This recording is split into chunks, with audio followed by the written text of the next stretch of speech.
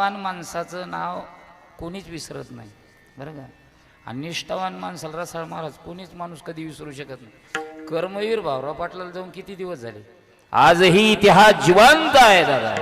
आजही कर्मवीर भाऊराव पाटलाचं लोक आदरानेच नाव घेते. कारण का, ते एक प्रसंग आपल्याला सगळ्याला माहिती आहे. कर्मवीर भाऊराव पाटलाला एक जण म्हणला फक्त हे हायस्कूलचं नाव बदला, थोडं काम बी अधुरच आहे, मी भरपूर पैसे देतो तुम्हाला, फक्त हायस्कूलचं नाव बदला.